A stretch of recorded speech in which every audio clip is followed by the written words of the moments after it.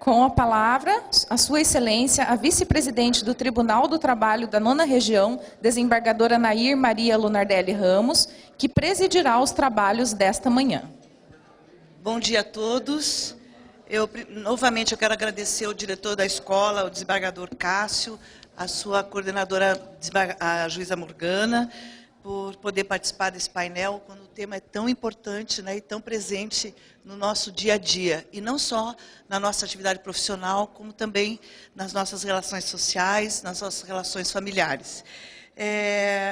Esses temas são tão relevantes porque eles envolvem, né, a discussão sobre direitos humanos, ética, né, política, ideologia, políticas públicas e também sentimentos. E isso deve ser sempre um debate entre nós, né? E a ideologia, porque não há como a gente separar daquilo que somos, aquilo que decidimos, não é?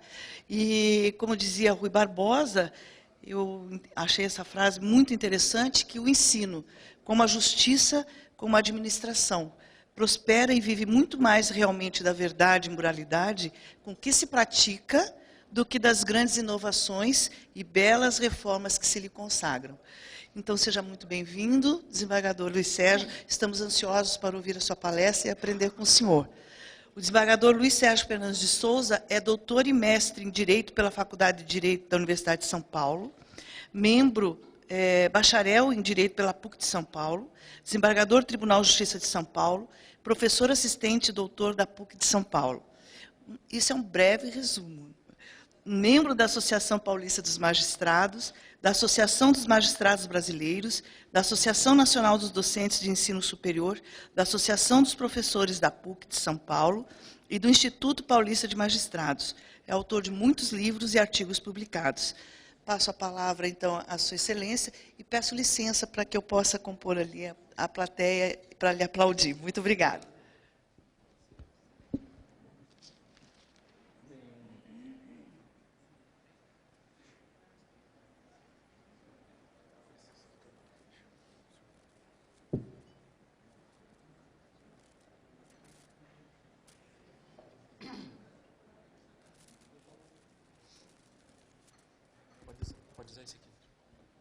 Bom, inicialmente eu gostaria de dizer da honra que tenho em estar aqui com todos vocês, que eu trato por colegas, porque colegas são, né? E já amigos, alguns que eu conheci aqui. E me sinto lisonjeado pelo convite, porque nós nos dedicamos a uma profissão que exige a reflexão sobre todos esses temas, né? Mas, por conta da premência dos processos, nem sempre nós temos tempo para refletir sobre a falta de tempo, né?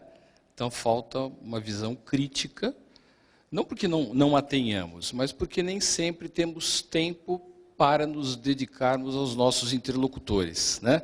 Premidos pela avalanche de processo, ou de processos. E essa é uma oportunidade única, né, de nos reunirmos aqui para refletir sobre isso, deixando aí as nossas atividades estafantes, né, que nos exigem muito, porque a carga de processo é grande, para refletirmos um pouco sobre esses temas. Eu vou pedir licença aos colegas para tirar o paletó, que eu acho que eu fico mais à vontade.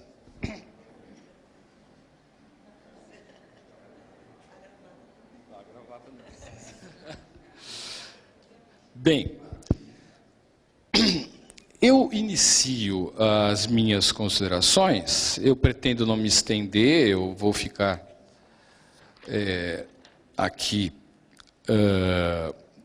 nos quadrantes desta hora que me foi reservada, até para não cansá-los. Eu pretendo iniciar as minhas reflexões com a fala de um grande jurista que foi o Santiago Dantas, né, da antiga Faculdade Nacional do Rio de Janeiro. Convidado para proferir um discurso na Constituição de Paraninfo, em 1940, ele nos brinda com essa seguinte passagem que é atualíssima, né? Ele diz assim: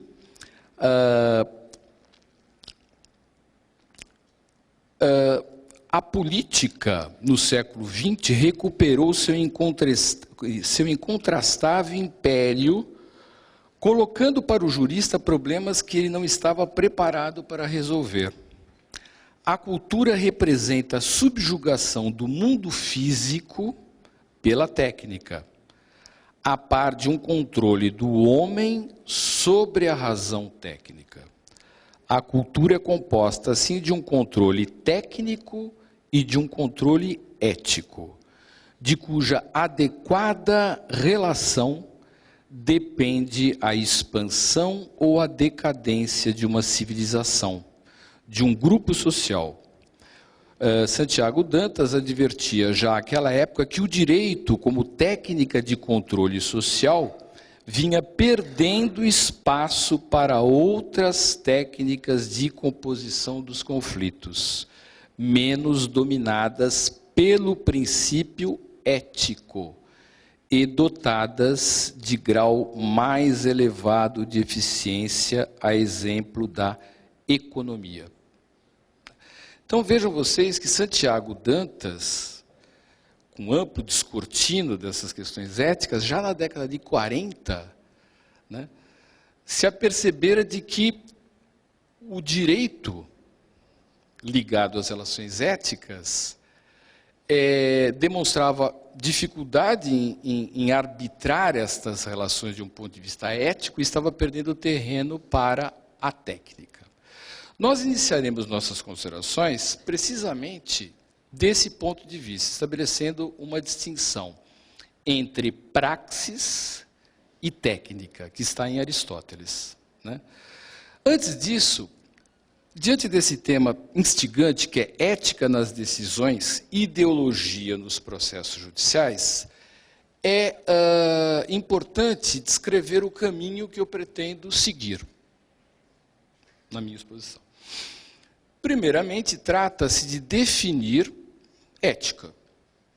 Num segundo momento, definir o que é ideologia. E essas definições, do ponto de vista, por exemplo, da ética, elas têm de ser contextualizadas, né? Trata-se daquilo que o Luiz Alberto Vará, né, trazendo para o direito alguma coisa que já estava na filosofia analítica, de uma maneira muito didática, num livrinho precioso, que eu recomendo, esgotado, As Definições Jurídicas, chama de definição contextual, né?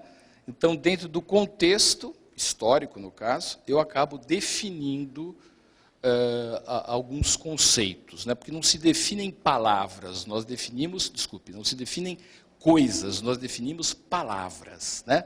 Nós temos a visão de um realismo mítico, no sentido que a definição é das coisas, eu defino os óculos, não, eu defino a palavra óculos, né? Então é importante perceber como a palavra ética e também a palavra ideologia pode ser definida nesse contexto histórico. E assim o faremos, né? Nós começamos falando um pouco sobre a questão que toca com a distinção entre ética e moral, né? Qual a distinção que se coloca entre esses conceitos? Nem sempre há um consenso no estabelecimento dessa distinção, mas eu tenho para mim, para os propósitos do meu trabalho, que quando nós falamos em ética, nós falamos em filosofia moral, em uma teoria da moral, né? Então, esta filosofia moral, ela teria por objeto a moral, uma teoria crítica, não é fato? Então, a propósito desta questão, colocam-se dois pontos de vista, né? Há os que defendem a existência de alguns princípios, né, que se colocam como uma espécie de imperativos necessários, né, pressupostos lógicos, né, do entendimento daquilo que se passa no campo da consciência moral e do senso moral. O que é o senso moral? É a capacidade que nós temos de nos apiedar, né, de nos penalizar, né? São sentimentos como culpa, remorso, inveja. Não é? Ao passo que, quando eu falo em consciência moral, eu estou tocando na minha capacidade de discernir entre o bem e o mal, né? Diferentemente do que diz uma velha canção, né, se o bem e o mal existem, é tão fácil escolher, nem sempre é tão fácil escolher assim, né? Essa é uma visão maniqueísta, né? Às vezes nós passamos por isso nas nossas agruras diárias, nem sempre é fácil escolher um caminho. Aí nós nos defrontamos com aquilo que nós chamamos de dilemas morais. Muito bem. Mas se entendermos que não há princípios, né, imperativos que se nos impõem à nossa consciência para que nós possamos nos orientar no espectro do senso moral acerca daquilo que é o bem e do que é o mal, poderíamos dizer que estaríamos, então, na vala de um certo subjetivismo. Tudo seria relativo, né? Os julgamentos seriam sempre a expressão das nossas inclinações, dos nossos caprichos, das nossas paixões, das nossas idiosincrasias, né? E aí nós caímos no tema da ideologia, né? Por isso que esses dois temas têm vasos comunicantes, né? São interfaces de um mesmo problema, né?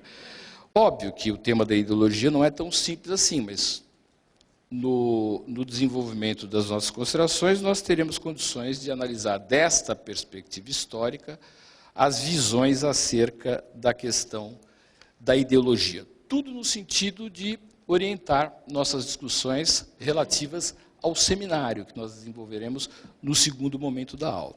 Tá?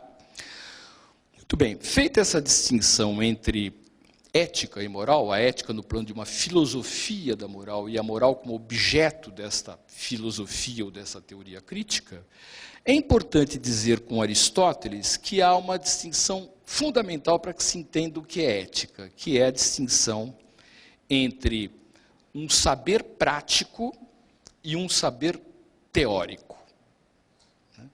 O saber teórico, ele está na esfera, ele está no espaço da observação das coisas da natureza e do estabelecimento de uma relação de causa e efeito, né? Muito própria essa relação da física, da química, da biologia, né? Ao passo que o saber prático, ele se põe no campo da prudência, no campo da estimativa, né? E aí, na área do saber prático, nós temos uma outra distinção, que é a distinção entre praxis e técnica. Aí nós entramos em cheio na fala do Santiago Dantas, né? Praxis, que é a ação voltada à transformação, é a ação voltada à intervenção nas práticas sociais, né? Que na Grécia era alguma coisa que você não conseguia separar da definição de homem, né? Porque o homem estava sempre voltado à atuação na polis, política, vem daí, né? A ideia de polis, a etimologia. E então nós temos essa perspectiva de praxis e uma perspectiva diversa, que é a perspectiva da técnica, né? Então, na praxis eu tenho agente, ação e finalidade como três planos indissociáveis. Na técnica, não, né? Eu tenho o agente separado do aspecto da finalidade, né? Então, eu olho as relações que se passam no mundo físico, mas olho como um ator externo e não me comprometo com essas ações, né? Então, essa distinção entre praxis, no campo do saber prático, e técnica. O direito de uns tempos para cá, e isso vem se aprofundando com a questão do direito analógico, do direito digital, uma mudança de paradigma em relação ao direito analógico, ele vem aprofundando esse olhar técnico. Cabe a nós refletir um pouco sobre a necessidade de se fazer uma crítica a esses instrumentos tecnológicos, que são tão importantes, mas têm de ser utilizados com sabedoria, com prudência. Então, quando eu falo em sabedoria, eu falo em prudência, eu estou falando em ética, eu estou falando em praxis, eu estou falando em um saber prático diferente da técnica. E, quando eu estou no campo de um saber prático, particularmente da praxis, põe-se aí dois elementos indispensáveis ao entendimento, à compreensão da vida ética, que são vontade e razão. A minha vontade tem de ser contida e controlada pela minha razão. E este é o dilema angustiante do homem em todos os tempos, né? Daí muitos dizem, ele não tem força de vontade, falta vontade, né? Os penalistas, Aníbal Bruno, né, cunharam uma expressão interessante, a chamada vontade débil, para explicar a noção de negligência, né? Explicar de uma certa forma, de uma maneira mais ampla, a noção de culpa, né? De falta de previsibilidade, que é o pressuposto da culpa, né? Então, a vontade débil. O que é a vontade débil? É a vontade que não está dirigida, não está guiada, não é controlada pela razão, né? E em Platão, nós já encontramos essa situação naquela alegoria do cocheiro que conduz dois cavalos, né? Um deles é o cavalo que representa as pulsões humanas, né? As paixões, o lado passional do ser humano. E outro é o cavalo que representa a razão, né? Então, muitas vezes, nós ficamos divididos entre a paixão e a razão. E precisamos nos guiar de uma maneira tal que cheguemos a bom termo. E como fazer isso? Esse é o grande problema que se coloca no campo ético, no campo da vida ética, das experiências éticas. E os seminários de hoje, penso eu, contemplam, todos leram, algumas questões que rendem uma boa discussão, né? E às vezes bastante apaixonadas até, né? Falávamos aqui há pouco que alguns colegas têm até dificuldade de dissentir respeitosamente. A coisa vira quase que uma afronta pessoal, né? Se você pensa de uma outra forma, você não é inimigo declarado, mas aqui uma violência simbólica que nos faz pessoas diferentes, né? Por quê? Porque nós nos apaixonamos nas nossas discussões, né? E o juiz, ele enfrenta essa dificuldade. Como decidir sem se apaixonar pela causa, né? Há causas que efetivamente tocam de tal forma no espectro do nosso senso moral que nós acabamos nos apaixonando por elas, né? E aí nós ficamos meio que obnubilados, né? A nossa capacidade crítica, ela se vê um tanto quanto embotada. Isso é muito antigo, está lá em Aristóteles, está lá em Platão, né? Então, importante perceber que essa ideia também da paixão e da razão nos leva a uma outra dimensão importante da ética, que é o papel da educação. O homem ético é, antes de tudo, um educador. Interessante falar em educação hoje num país que desconsidera tanto os nossos educadores, né? Nós vivemos numa situação, diríamos, bastante preocupante, que envolve uma espécie de um círculo vicioso. O professor trabalha mal porque ganha pouco, e ganha pouco porque trabalha mal. Óbvio que eu não estou fazendo esse discurso, mas é a lógica, né, do senso comum. Mas ele também não é tão qualificado, mas ele não é tão qualificado porque o Estado não investe na qualificação do professor, né? Então, eu sou egresso de escola pública, né, e tive excelentes professores de cujo nome me recordo até hoje. E eu devo dizer que a minha inclinação para a área das humanas, eu a devo a grandes professores que tive. E hoje a educação é tão desprestigiada. Mas fato é que o ético é, antes de tudo, aquele comprometido com a educação, né? Comprometido com o controle da vontade pela razão, né? E, pondo-se as coisas nesses termos, nós podemos falar, sem a pretensão de desenvolver sequer um panorama, acerca das diversas concepções de ética na história. dentro dessa perspectiva de apresentarmos definições contextualizadas ou contextuais, para apreendermos o significado de ética. Né? Falamos aqui de Aristóteles, falamos aqui de Platão, e nós temos aqui a questão da razão e da paixão, muito bem posta pelos dois, o que nos leva a refletir, voltando a um tema do qual nos ocupamos no início das nossas considerações, acerca da possibilidade de nós termos, afinal de contas, princípios éticos que seriam diretores das nossas estimativas, né, dos nossos julgamentos. Há aqueles que acreditam, no campo da filosofia moral, na existência desses princípios, na possibilidade de nós conhecermos esses princípios. São os chamados dogmáticos. Né? Na teoria do conhecimento nós já temos isso, né? Aqueles que têm o conhecimento como alguma coisa que pode ser alcançada, são os dogmáticos. Aqui no campo da moral põe-se exatamente a mesma coisa. Há aqueles que dizem que não, olha, não existem princípios diretores, né? Enunciados necessários, enunciados universais de necessidade lógica no campo dos princípios, ou da apreensão de certos princípios que orientariam o senso ético e a consciência ética. São chamados céticos. Né?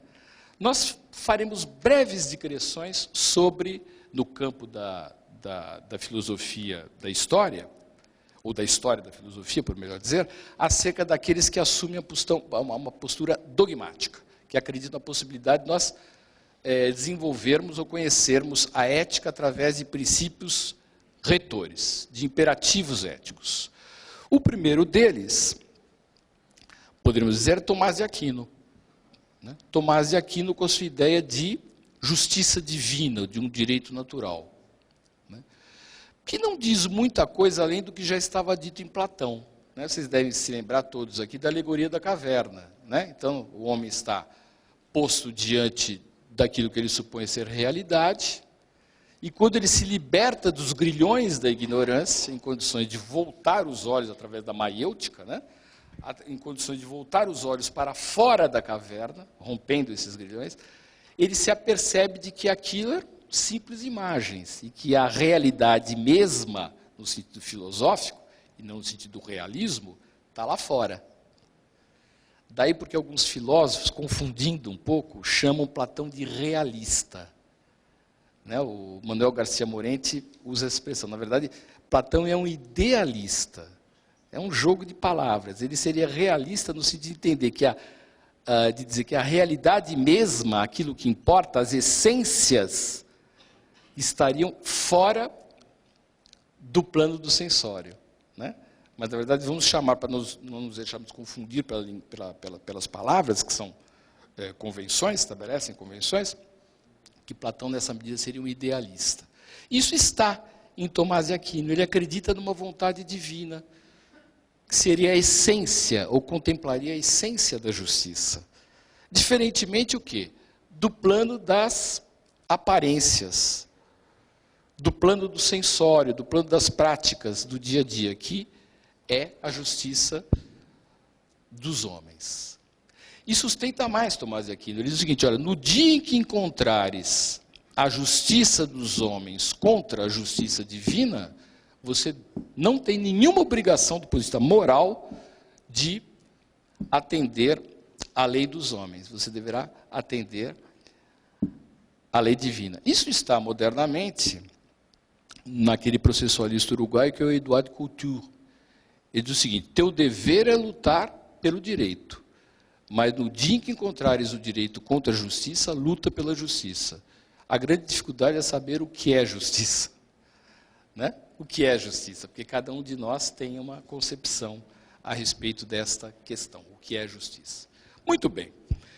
Outra linha dogmática é a linha dos utilitaristas, ou do utilitarismo filosófico. Representada essa linha por Bentham e por Stuart Mill, com a ideia de felicidade, com a ideia de bem-estar, com a ideia de felicidade total. Né? A sociedade apenas seria justa, né, à medida que todos desfrutassem de uma igual felicidade, brincando um pouco com aquela história do luxo para todos, né? Uma fala do Caetano Veloso, luxo para todos, né? Só que os utilitaristas não têm em conta que um dos maiores problemas no campo da justiça, desde Aristóteles, e essa dicotomia se coloca com muita propriedade até hoje, é o problema da justiça distributiva. É o problema da justiça comutativa. Por exemplo, eu quero comprar um carro da colega, ela diz, olha, esse carro ele vale tanto para mim, né? Porque é da família, pertenceu ao meu pai. Eu digo, mas não faz sentido, vamos ver qual é o valor de mercado. E nós, então, convencionamos, dentro de uma relação comutativa, o valor daquele bem e eu pago o correspondente em dinheiro. Agora, no campo da justiça distributiva, a coisa se coloca de maneira muito mais complicada, né? Porque nós temos recursos escassos e grande demanda. O problema que nós temos com as políticas públicas de distribuição de renda, né? Que não tem absolutamente nada aí de um socialismo utópico, absolutamente nada de uma perspectiva comunista, né? As políticas de distribuição de renda, elas são políticas liberais, né? Do estado de bem-estar, né?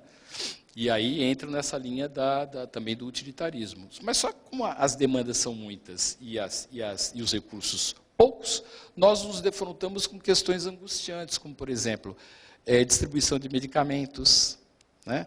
Saber se as pessoas têm direito a este ou aquele medicamento prescrito pelo médico. Nós nos defrontamos com a questão das vagas na universidade pública, né? Nós nos defrontamos com as políticas afirmativas, aquela questão das cotas raciais. Todas as questões elas envolvem aspectos que dizem respeito à justiça distributiva, desconsiderados pelos utilitaristas, né? Muito bem. Muitos confundem essa perspectiva utilitarista da existência que é calcada na crença, na existência de um princípio retor que me permitiria dizer quais são os princípios éticos, com a perspectiva tomista do direito natural, que igualmente advoga a existência de um princípio retor, né, a orientar a estimativa das pessoas acerca daquilo que é o bem e daquilo que é o mal. Mas esta é uma visão problemática, é uma visão passível de crítica. Eu lembro de ter ouvido de um jusnaturalista, um desembargador jusnaturalista, uma historinha que eu vou reproduzir aqui, que me parece muito significativa, sem nenhum juízo de valor, tá? Não estou me posicionando, até porque essa questão é uma questão polêmica.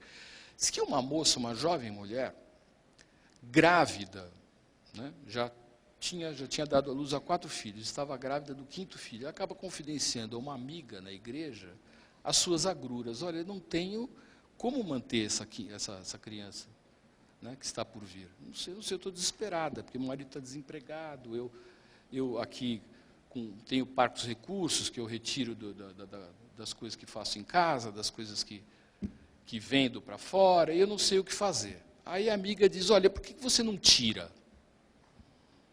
Né? Porque, veja só, diante dessa situação, você não tem recursos, se fosse você, abortaria.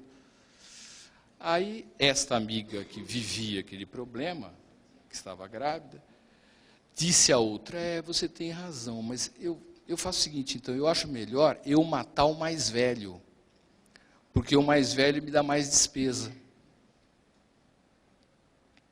É óbvio que se trata de um argumento, vamos dizer assim, ad misericórdia, como diriam os retóricos, né, os filósofos que trabalham com as falácias não formais.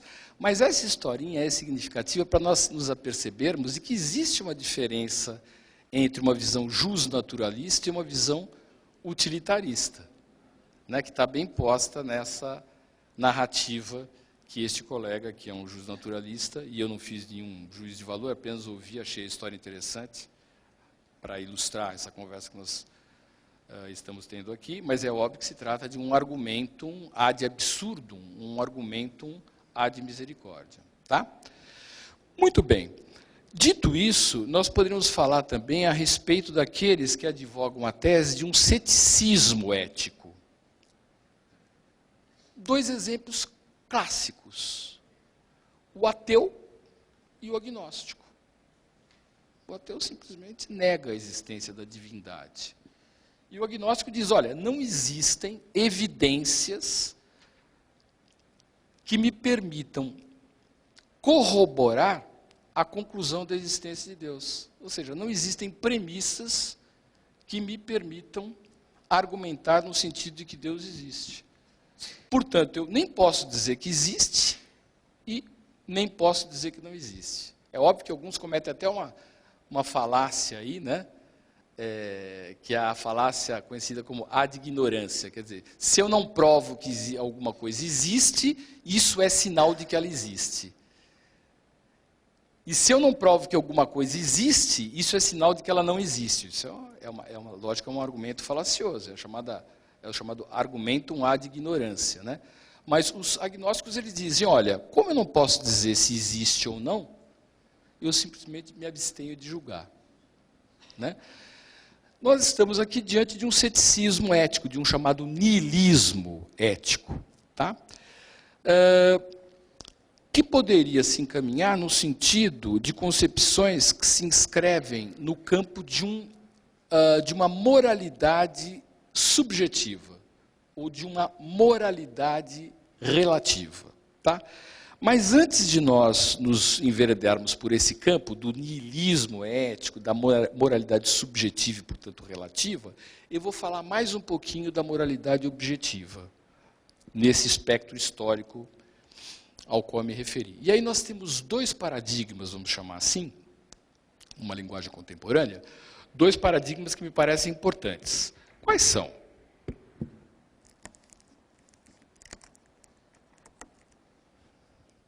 Um deles, Rousseau, né? Outro, Kant. Rousseau dirá o seguinte: o homem é bom e a natureza o corrompe. Né? Então o homem é bom por instinto, mas quando um dos homens disse, isso é meu, apropriando-se de um determinado objeto, houve o que é dissensão, né? Houve aí lugar para disputas, houve aí lugar para o egoísmo, né? Não por acaso, Rousseau, o Contrato Social, era o livro de cabeceira do Karl Marx, né? Karl Marx nele se inspirou, tanto quanto em Hegel, só que a diferença de Hegel, que trabalhava com a dialética, Marx também, Marx era um materialista e não um idealista como Hegel, né? Mas falando de Rousseau, então Rousseau disse, o homem é bom, a sociedade o corrompe. Cabe à ética fazer esta reconciliação do homem civilizado com a sua natureza. Então é esse dever ético que opera esta reconciliação. Kant parte para outra linha, né? E eu estou mais para Kant do que, devo dizer, do que propriamente para Rousseau. Ele diz o seguinte, o homem é perverso, o homem é mau, o homem é abjeto, né? O homem é dominado por instintos subalternos, que o fazem desejar aquilo que é do outro, né? Roubar, mentir, corromper. E, de uma certa forma, nós, magistrados, trabalhamos todos os dias com essa realidade. E não há aqui, por favor, uma superioridade moral, porque quando eu falo do homem, eu me incluo. Né? Estou falando do homem no sentido universal. Né? Só que nós temos uma educação que faz com que a nossa razão conduza a nossa vontade. Nós estudamos desde a faculdade de Direito, nós já tínhamos uma inclinação antes de cursarmos Direito, né?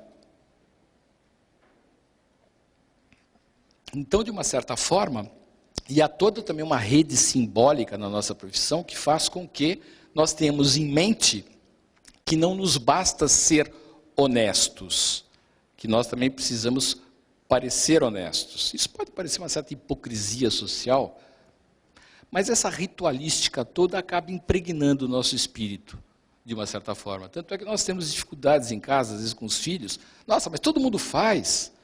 Né? Quem já não viveu isso em casa? Né?